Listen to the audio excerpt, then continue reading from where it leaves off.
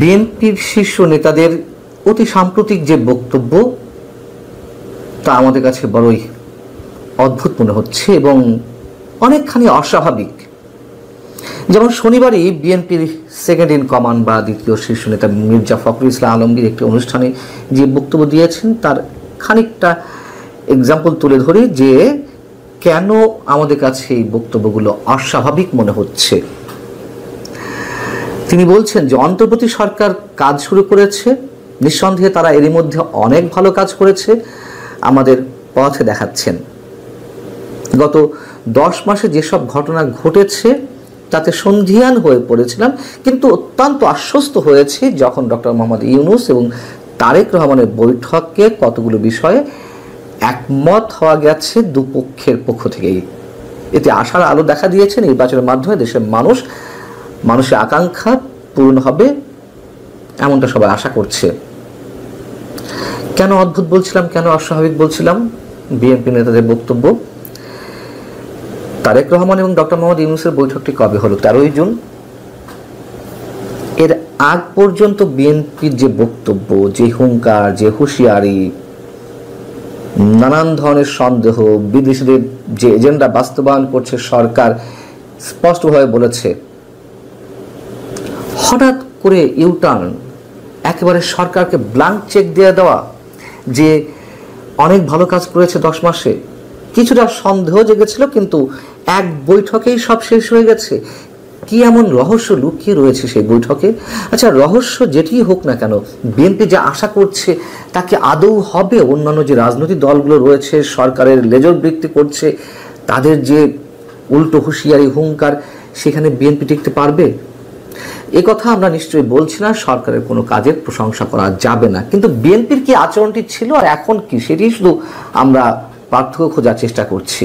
যাওয়ার পরে বিএনপি অন্যান্য যে রাজনৈতিক দলগুলো রয়েছে বা ব্যাঙের ছাতার মতো যে দলগুলো গজিয়ে উঠছে, সংখ্যাতাত্ত্বিকভাবে তাদেরকে যে একটা বড় জোটের আকারে নিয়ে যাওয়া হবে, তাদের কাছে বিএনপি তাদের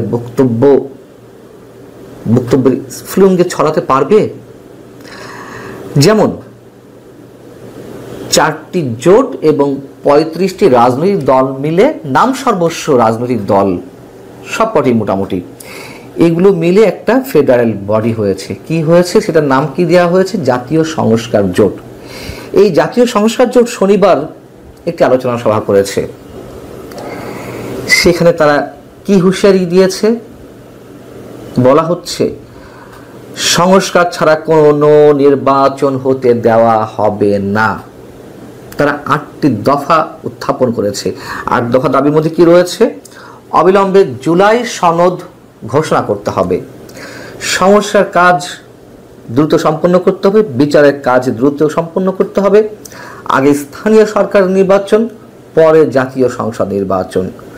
সংসদ নির্বাচনের 3 মাস আগেই অন্তর্বর্তী সরকারকে, অর্থাৎ ডক্টর মোহাম্মদ ইউনূস সরকারকে তত্ত্বাবধায়ক সরকারের হাতে ক্ষমতা হস্তান্তর করতে হবে। অর্থাৎ এই সরকারের অধীনে নির্বাচন তারা চায় না। এটি আবার কোন ম্যাটিকুলাস ডিজাইন থেকে এই দাবিটি উত্থাপন হলো আমরা জানি না। তত্ত্বাবধায়ক সরকারের কথা অনেকেই বলছিল, হাইকোর্টের রেফারেন্সে, হাইকোর্টের যে রায় তার আলোকে নতুন তত্ত্বাবধায়ক সরকার আসতে পারে, কিন্তু তারা তো সরকারের লেজর বৃত্তি করছে, তারা কেন আবার এই দাবিটি তুলছে আমরা জানি না, এখনই কোনো মন্তব্য করা যাচ্ছে না। যাই হোক, তাদের মতো করেই আবার এই মুহূর্তে মহাশক্তিশালী সরকার যারা পরিচালনা করছে পেছন থেকে, সেই জামাতে ইসলামী, তারাও হুঙ্কার ছেড়েছে। জামাতের সেক্রেটারি জেনারেল, মহাসচিব মিয়া গুলাম পরোয়ার, তিনি বলছেন আগে স্থানীয় সরকার নির্বাচন দিতে হবে জাতীয় সংসদ নির্বাচনের আগে, এবং মানবতা বিরোধী অপরাধের বিচার করতে হবে এবং প্রয়োজনীয় সংস্কার করতে হবে। এগুলো তারা আগেও বলেছে, কিন্তু জামাতের স্ট্যান্ড সম্বন্ধে আমরা তো কিছু বুঝতে পারছি না। সকালে এক কথা, বিকালে এক কথা। এখন আবার যদি এই দাবি তারা আগেও করেছিল, মাঝে ভুলে গিয়েছিল, এখন আবার নতুন করে তুলছে স্থানীয় সরকার নির্বাচন দাবি। এই যে 35টি রাজনৈতিক দল বা জোট, জামাতের বক্তব্য, এনসিপি তো বলতেই আছে স্থানীয় সরকার নির্বাচন দিতে হবে, বা ঢাকার যে আন্দোলন, ঢাকা দক্ষিণ সিটি কর্পোরেশনের মেয়র পদকে নিয়ে তারা হুঁশিয়ার দিয়ে রেখেছে, মোটামুটি জানান দিয়ে রেখেছে 2 সিটি কর্পোরেশনে মানে স্থানীয় পর্যায়ে নির্বাচন দেওয়া হতে পারে বা হবে। সামরিক কর্মকর্তাদের একটা দল এসেছে, আপনারা অনেকে খেয়াল করেছেন, রিপাবলিক পার্টি। এই বাংলাদেশ রিপাবলিক পার্টি কারা করেছে? সাবেক সামরিক কর্মকর্তারা করেছে। অনেকে আছেন সাবেক সামরিক কর্মকর্তাদের, অনেকেই এর মধ্যে রয়েছেন। এবং এর আবার প্রধান উপদেষ্টাকে ক্যাসিনো কাণ্ডর যিনি প্রধান, সেলিম প্রধান, এই টাইপের কোন একটা নাম। হ্যাঁ, যাও, সামরিক কর্মকর্তারা এই দলটি নিয়ে এসে কি বলছে? তারা বলছে যে ঐতিহাসিক 47, 71-এর মহান মুক্তিযুদ্ধ এবং 24-এর গণ অভ্যুত্থানের চেতনায় উদ্বুদ্ধ হয়ে বৈষম্যহীন, ন্যায়ভিত্তিক এবং কল্যাণমুখী রাষ্ট্র গঠনই তাদের লক্ষ্য। এই যে 24, 71-এর মাঝখানে রেখে ওপাশে আবার 47, এগুলো কাদের চেতনা, কাদের আদর্শ? ন্যাশনাল সিটিজেন পার্টি, জাতীয় নাগরিক পার্টির। যাও, তারা বলছে যে রিপাবলিক পার্টি এই দল গঠনের পেছনে রয়েছে সেই বাঁধ ভাঙা জুলাই আন্দোলনের অনুপ্রেরণা, যেখানে ফ্যাসিবাদ বিরোধী আন্দোলনের একটি সুশাসন ভিত্তিক বৈষম্যহীন বাংলাদেশ গড়ার লক্ষ্যে প্রায় 2000 বীর শাহাদত বরণ করেছিলেন এবং 30,000-এর বেশি মানুষ আহত হয়েছেন। এই যে একের পর এক ব্যাঙের ছাতার মতন করে কিংস পার্টি গড়ে উঠছে, সামরিক কর্মকর্তাদের আরও একটি দল এর মধ্যে ঘোষিত হয়েছে। কেন সামরিক কর্মকর্তারা, সাবেক সামরিক কর্মকর্তারা দল নিয়ে আসছে? জুলাই আগস্টের আন্দোলন স্বতঃস্ফূর্ত ছিল সাধারণ মানুষের, কিন্তু এর পেছনে একটি বড় প্লট নির্মাণ করা হয়েছিল, দীর্ঘদিনের পরিকল্পনা ছিল, এটা এখন ওপেন সিক্রেট।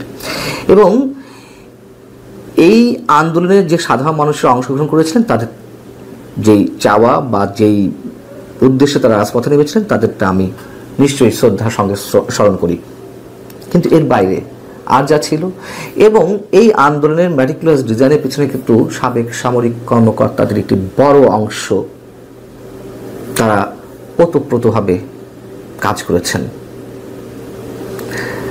যে কারণে এত কথা বলা, সেটি হচ্ছে কি, এই যে সংখ্যাতাত্ত্বিক জায়গা থেকে একটি বৃহত্তর জোট গড়ে তোলা একটি সম্ভাবনা, কয়েকটি জোট, একটি নয়,